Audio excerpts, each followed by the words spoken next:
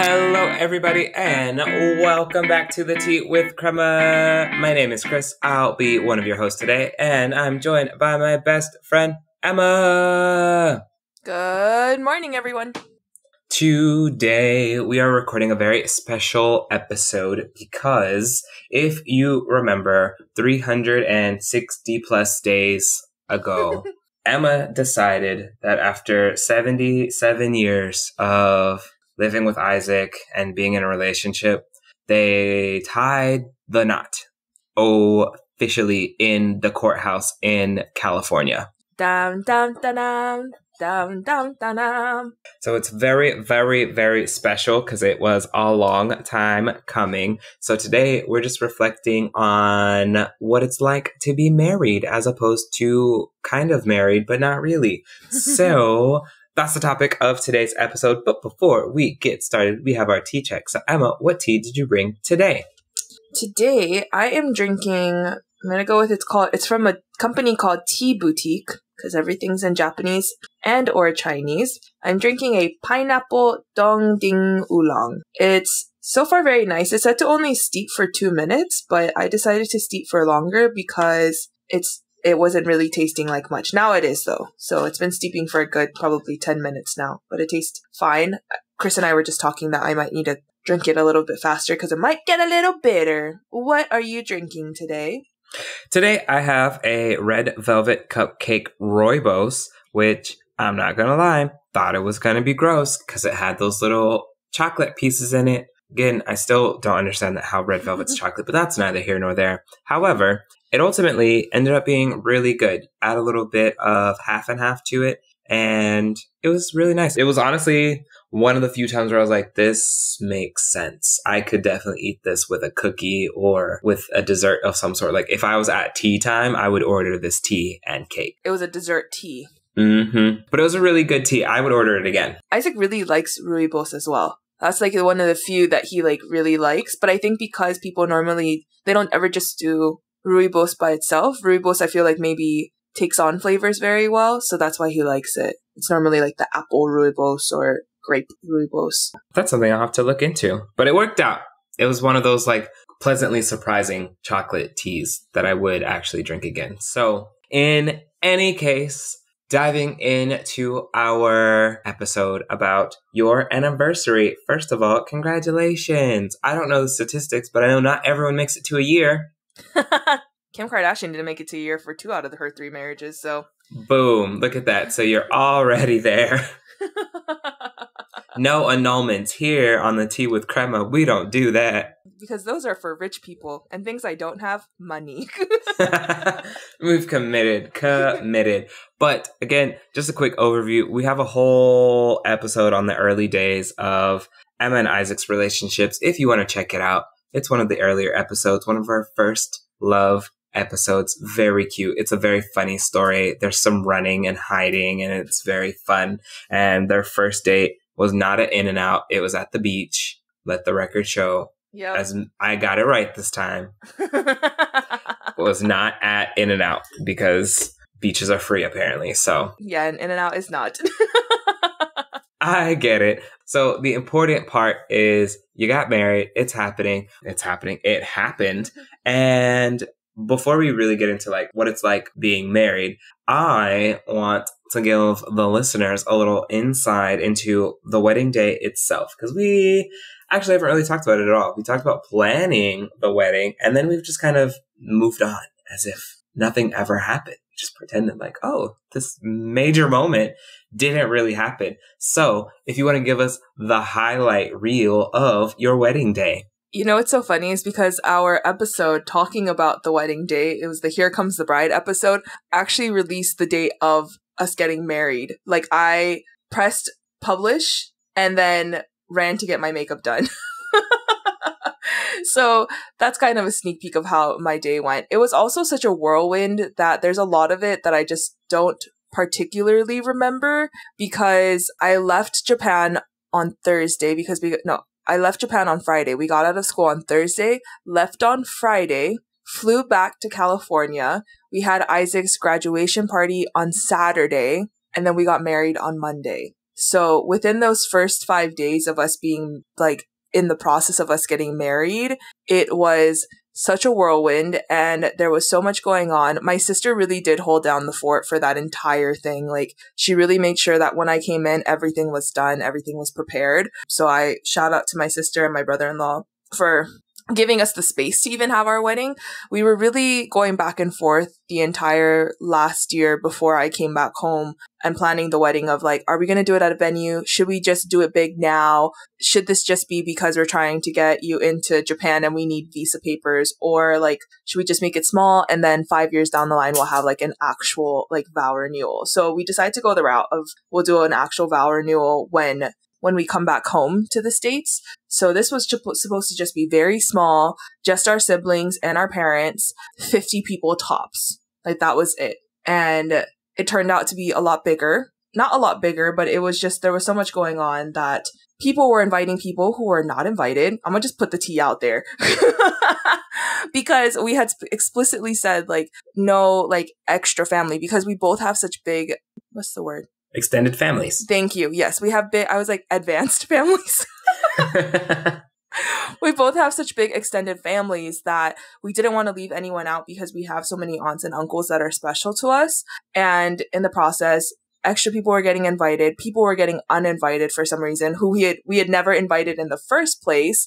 And it was just getting larger and larger. And I was just getting more and more hands off. Like, I was like, you know what? I don't care. So my dad ended up cooking for our wedding. He made my favorite food. So he made steak and his mashed potatoes and all of these things. We also had a taco man just because we were like, we don't know if we're going to have enough food with the taco man. So that's why my dad was like, oh, I'll just cook for everyone. So the food was really good. Ended up turning into a karaoke night by the end of the night when everyone had been imbibing in some alcoholic beverages. But yeah, so like the whole day itself went by really quickly. Like, I woke up, released the episode, had my makeup done by a really good friend at Khadijah. I'll tag her below because she did my makeup for that. Then, oh, I completely forgot about this part. I know this is turning into a really long story. Isaac decided last minute, when I got in on Friday, he was like, oh, I'm going to go and get a suit.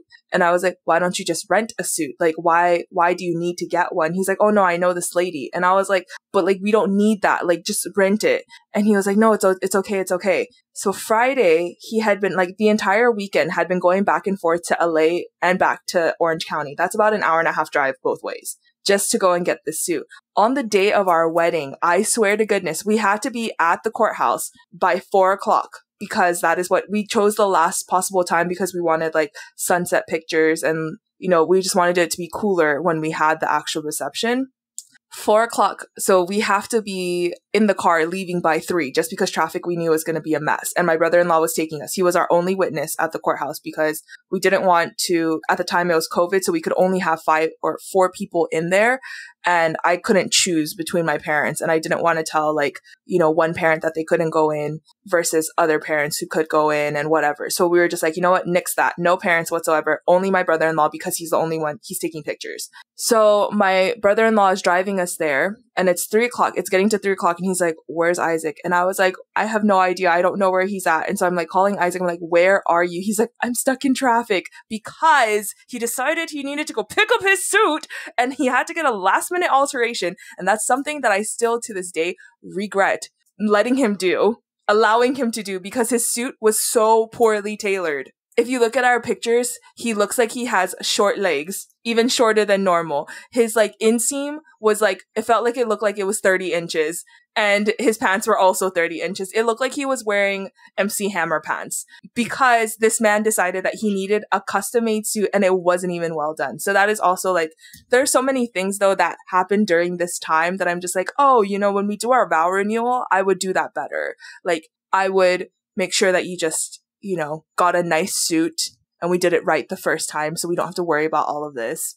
Or if it's going to be custom made or custom tailored, maybe not the day before. Like a week before, right? Like leading up to it. Maybe not that time. Maybe not a week before. Probably like 2 months before. Months in at advance. Least. Yeah, probably then. I think would probably be the best option. I just can't imagine the few days before would be the time to get the suit custom made.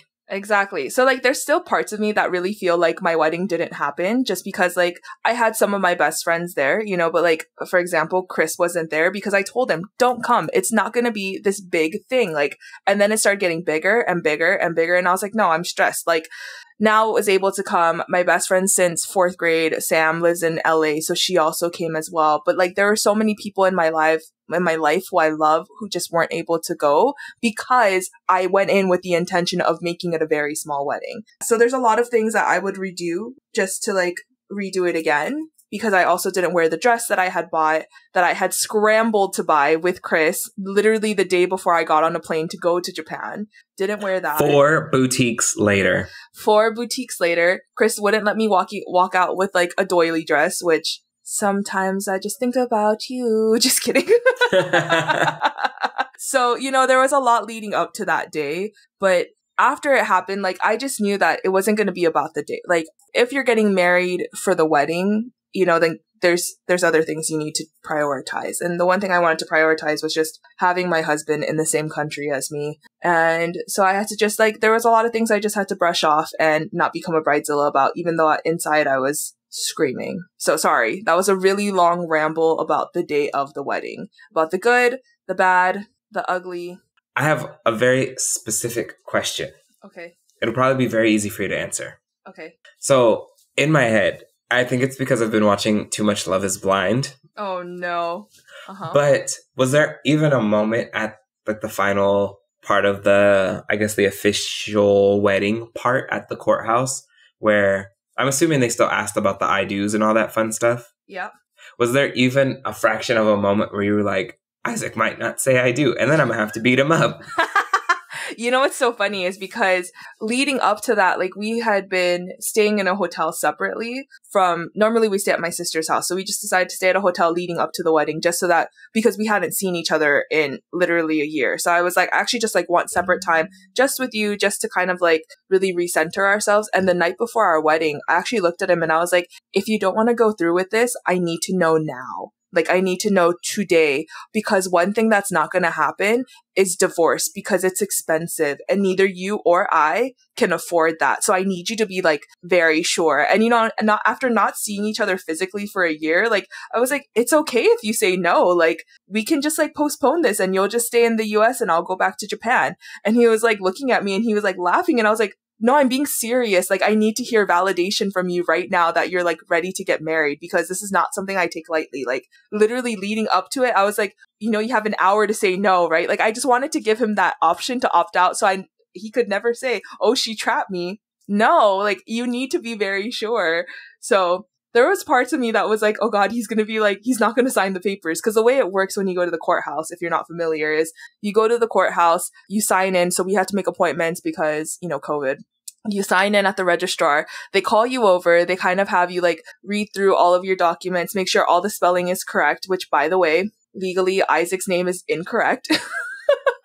Isaac has 2 first names and Isaac forgot his second first name. So there were parts of me that were like, oh God, it's not going to be legal because his first name is incorrect. Anyway, besides the point. But they were like, are your names correct? And this is also the time when you change your name too, for partners who are changing their name. And that was, in that moment, I was like, I'm not changing my name. We had already had that conversation beforehand. The whole issue being that like my passport and all of my documents weren't going to be changed in time, but it was just like, now it's going to cost me to change my name rather than I would have had it for free at that point. But I just knew that we were on a super tight timeline, and me coming back to Japan, it wasn't realistic for me to change my name. So in that moment, it was kind of made for me that like I wasn't going to change my name. So yeah. So you sign your documents, and then after you sign the documents, the lady who was like helping us with signing our documents, I guess, is also a licensed officiant as well. So she like signed our documents and then she's like, okay, let me know when you guys are ready. And we're like, oh, are you doing it? And she goes, yep, just give me a second. She like turned around on her coat rack, put on her robe, and then like walked us out. We got the really nice, like proper wedding room, which I felt like was really nice. My brother-in-law was super excited because he was like, oh, this is the room that we wanted when we got married. And I was like, okay, yeah. So then, and then she kind of goes through the whole vows, and, you know, there were tears involved on both ends, which I was really surprised because, you know, normally I'm just like not very emotional when it comes to these things. But yeah, so there were parts where when they're like, okay, now repeat after me, I was like, uh-oh, this is it, Isaac. Like, you got 30 seconds, bro. Just a moment. Yeah, so there was no running away on either of our ends. Which is so funny that even with all that, I just feel like it's one of those things that like no matter how established you are in the relationship, there's still just that moment of like, are you sure? I just feel like because you can never be in that other person's head. There's always that like, just checking. Exactly. Just doing a vibe check, making sure we're not about to do no craziness. Making sure the vibes are still immaculate. Mm-hmm. So it's really funny. Interesting. I really thought that was going to be like, no, you're so silly. LOL. We just signed and it was great. I'm sure some people would answer that way, even though inside they're probably like stressed and nervous and like gripping everything. But that's very interesting. So we're past the wedding. It's been a whole year. Do you feel like there have been any changes that being legally married has made to your relationship? We were just talking about this because Isaac and I like to like, you know, think about our relationship over the past, this year we're going to make 13 years. And I was like, isn't it so funny how like people always say that the first year of marriage is the hardest? And he was like, I really feel like it's been super chill. And I was like, right? Like, are we doing something wrong? I was like, are we not married enough? But we were thinking about it too, you know, like on average, people probably know each other, you know, 5 years or less when they get married. And it would make sense why like the first year of marriage is hard. Like sometimes Isaac and I reflect and like year 7 and 8, those were really tough years for us because it was very much so like, okay, we've been together for, you know, 5+ years. Is this what we want for life? So I can see why people say that it's been like why it's the hardest year. But I think Isaac and I have already kind of gone through those stages of like living together, and we lived together for so long. And, you know, when we first moved to Texas, that was a really hard year for us just because I felt like I was mentally not in a good space. So I feel like we already kind of had those like marriage jitters out of the way. Like there's nothing that has felt different other than now the stakes feel higher. Like I feel like there's so much that's at stake with us in our relationship in terms of like, I don't know. Like I just don't want either of us to like lose each other, you know, I think that's where the high stakes come from. Whereas before it was like, yeah, you can walk away. Like there's nothing holding you down. Now I'm like, actually, this is very expensive to walk away. So really think about it, Isaac. How interesting. So then has there been any particularly stressful moment that you feel has come from being married? And at this point, you're also halfway across the world. It's just the two of you. And if I'm not mistaken, of the 13 years, this is one of the first times that it's been just the two of you in a long-term living space. Yeah. So when we first moved to Texas, like we were lived with my mom the entire time we were in Texas. So Isaac was going back and forth. So we really, before this, had only like really like lived with each other day to day for 1 year before getting married. After that, Isaac was in school. So he was coming back every other weekend, or I was going to him, but it was very different in that way. So I think the one part that we had a very trying time, and I'm thinking about it now. So our washing machine in our house broke, and it was starting to flood our bathroom. Japanese washing machines are in the home, which I'm sure a lot of washing machines are just in the home. But the way that the pipes that it goes through are kind of exposed, and we had been doing so much laundry recently that it started to like overflow, and it was just kind of happening all the time. So there was one time where it happened, and I just like looked at the washing machine and I was like, what the F?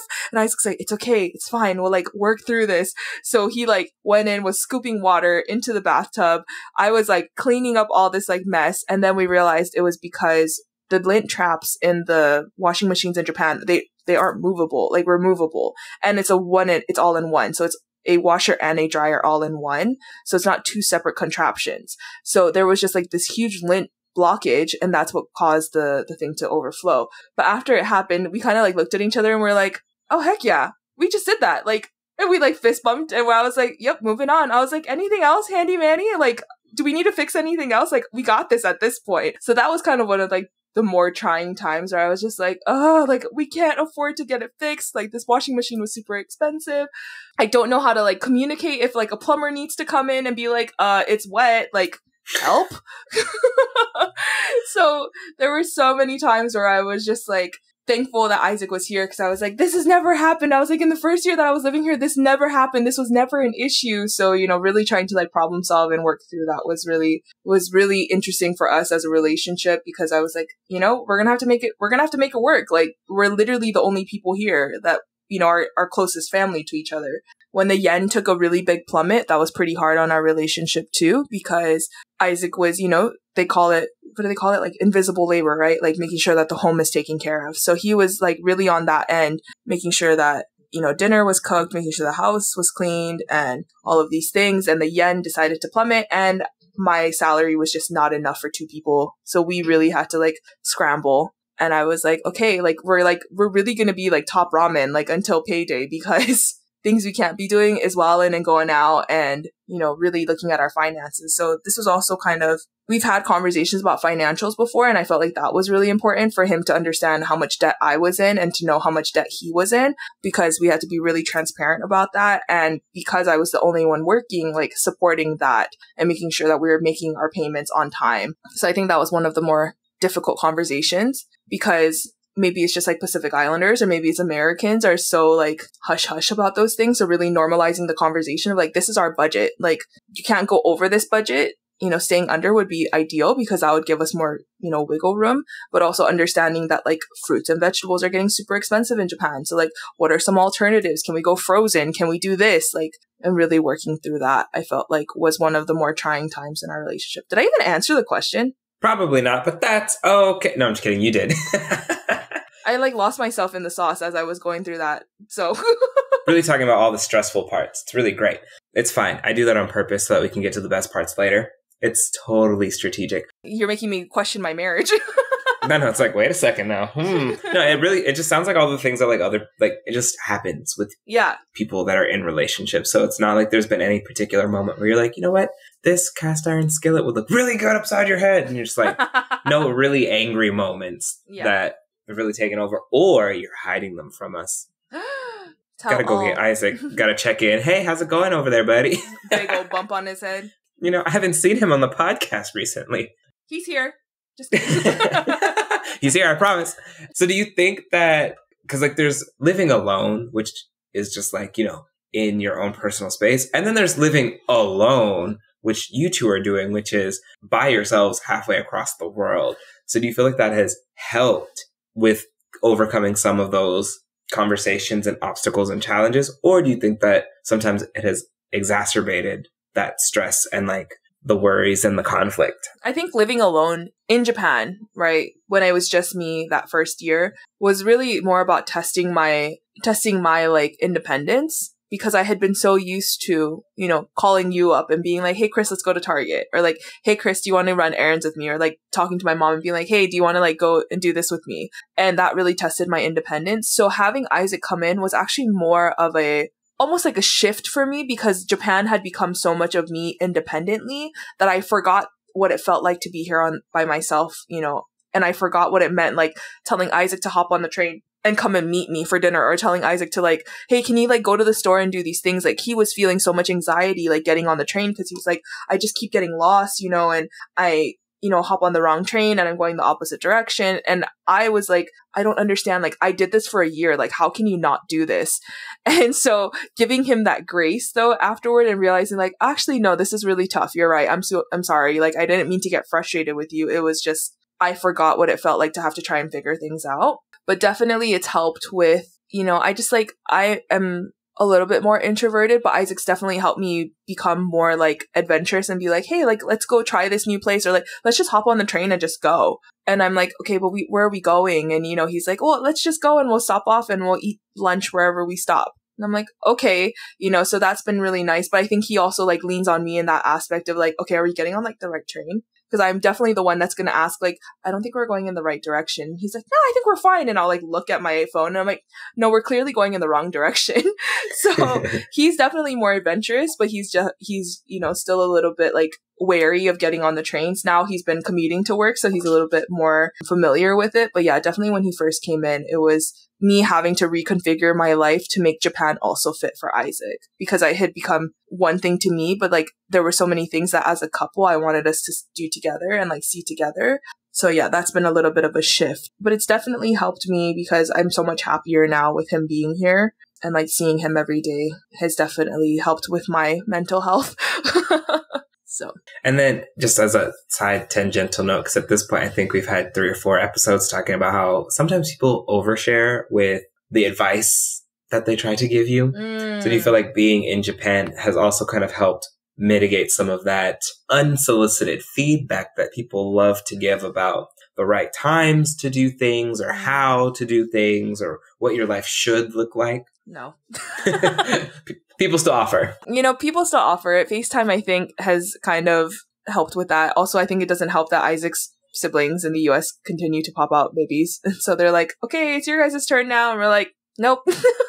It's not. Thanks. It's not, but thank you. Could you imagine? Tag, you're it. Actually, I'm not playing the game, so. I was sitting out, like my leg's broken.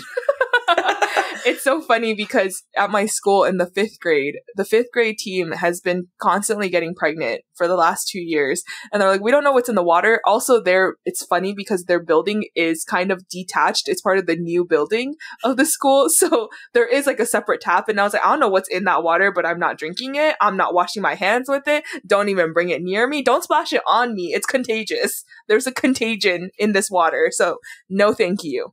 No one's ever actually given us like marriage advice, which I think is funny. People were pushing us to get married for so long that I think that now that it's happened, they're like, okay, yeah, that's all we wanted. Just to put a ring on it and be done. We just didn't want you guys living in sin, whatever that means. Okay, so you've mentioned that overall you feel like having him there has really helped with your mental health.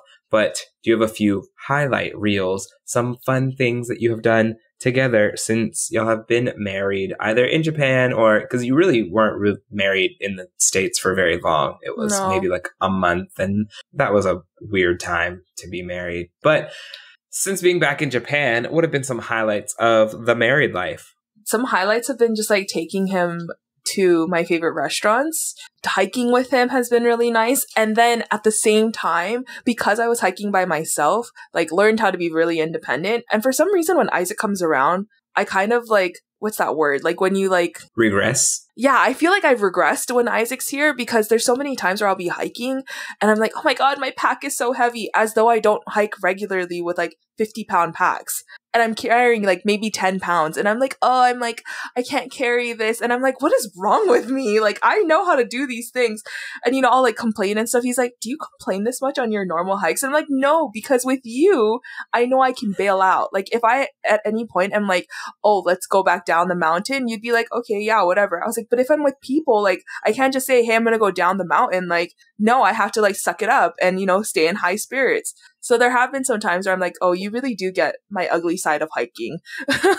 Yeah. So, we've done a little bit of traveling across Japan, mostly to like nature hikes and things like that to help me prep for some of the larger hikes that I was taking this year with the students. What else have we done? Really just kind of connecting at home. Isaac's become like a really good cook. He's always been kind of our chef at home, but I did most of the cooking back in Texas and he would kind of sous chef, but now he's really taken on the role and, he's getting really good at it. So I think that's one of the more positives that we've seen out of living in Japan together. Yeah, but really just kind of like exploring a new country where neither of us speak the language, but we just try our best, I think has been one of the highlights of being married and living abroad. And then there was the one time that you saw Lil Nas X, which I still consider that a highlight in your marriage, even though we don't talk about that. Also, like I still get secondhand embarrassment thinking about, not even secondhand, I get firsthand embarrassment. And I still, honestly, every time I see Lil Nas X post, it just like triggers me. Just have a moment of just like, oh my God. Because Isaac was also my hype man for that. The one thing that I appreciate about my husband is that he will hype me up. Even after he saw me throw up the tea and throw up like the gang signs at him, he was like, I came back, he's like, I cannot believe you just threw up some gang signs at that man. And I was like, After he hyped you up to go talk to him in the first place. Well, because Isaac was like, just go and ask him. And I was like, no, I don't want to ask him. Like, he's here with his friends. Like, obviously no one's bothering him. No one is really like recognizing him right now. It's okay. It happened. It's a highlight for me. It was a highlight. It was really cool. But yeah, I have blocked out that part of my experience because I am still very embarrassed by it. Really blocked out that one brunch. That whole day just doesn't exist anymore. That whole brunch. It does, but it doesn't. No, it does in the pictures, and that's about it. That's it. So overall, what would you say is your final Yelp rating, first year marriage in the books? 5 out of 5, honestly. 5 stars out of 5 stars. I recommend anyone marry their best friend. I really do. Like, Isaac and I have truly grown. You know, if we were the same people we were at 16 years old, we talk about this too. I was like, we were high-key toxic. Like, should not have probably made it out of those first couple of years of being together because we were so toxic. And like, teenagers are just finicky creatures. But, you know, I'm so glad that we've grown out of that. And 13 years later, like, I can truly say that he has my back. I have his. Like, marry your biggest hype person because, you know, all you're going to get out of life is just adventure. So I'm really glad to, you know, have someone like my husband to grow old with. Ugh, that was so mushy. Moving on. You heard it here first. No real tea. Just 5 out of 5 stars. Boring. I know. No drama. It's okay. You save that for another episode. We'll find some drama somewhere not related to your marriage. It'll happen some way. Who knows? She might throw some gang signs up at someone else in the future. We never know. No more gang signs. No more gang signs are being thrown at any more celebrities. I am over my celebrity hunting days. Unless it's Jason Momoa. Oh, I'm going to throw up all the T's. I'm going to throw up T's. I'm going to throw up M's. I'm going to throw up J's. I'm going to throw up whatever he need me to throw up.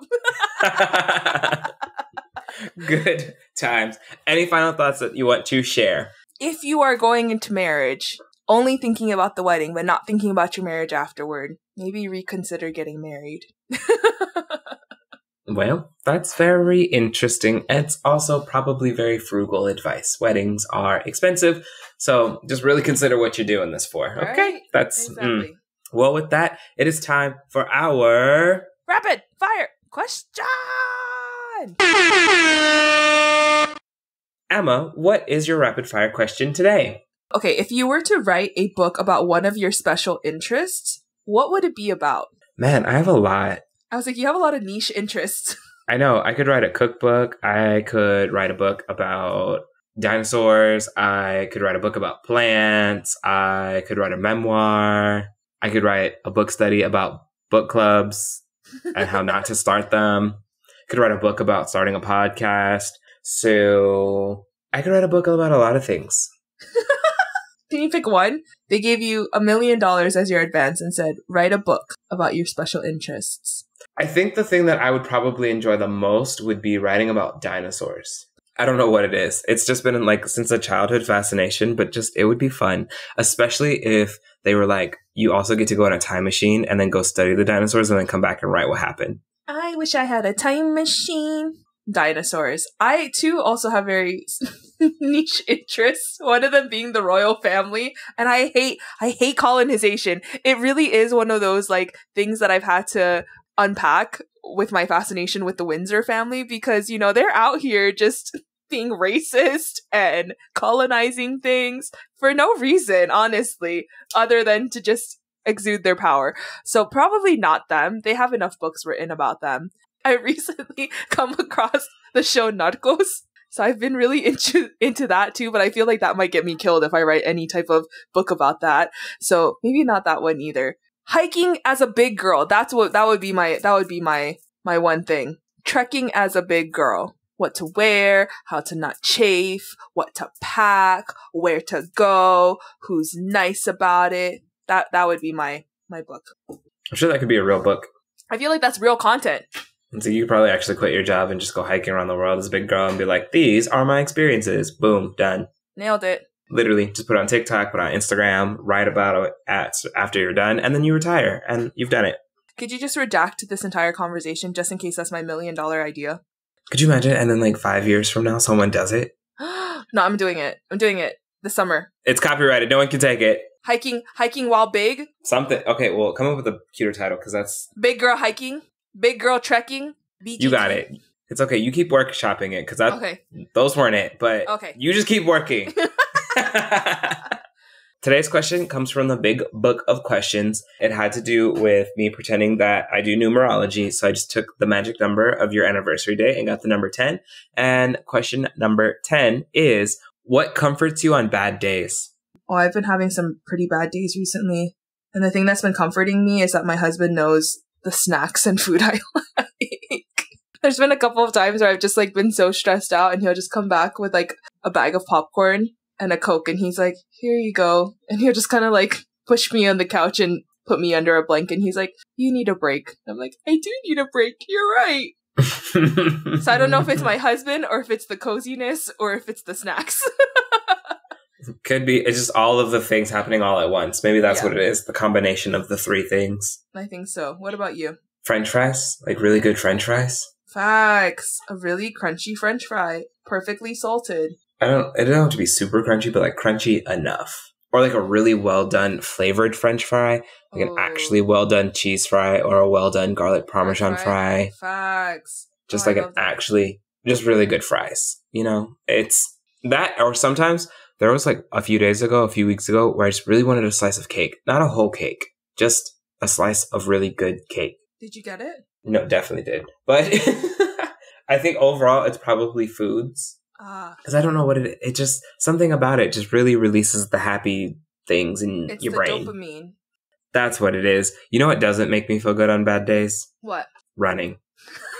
No one is ever going to try to convince me otherwise, because so many people try. They post it on the everywhere.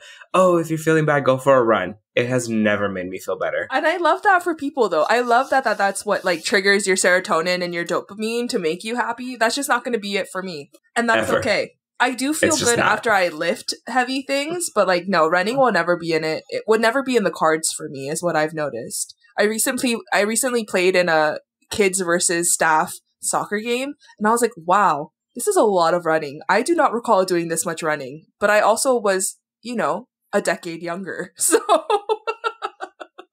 So yeah, no, running's not it, but food, specifically French fries, is. But Emma, where can people find the podcast? You can find our podcast on social media, Facebook, Twitter, and Instagram at The Tea with Crema. If you'd like to buy us a cup of tea, you can also Venmo us at The Tea with Crema. You can also stream our podcast wherever you like to stream your podcast. We hope to see you next time. Bye.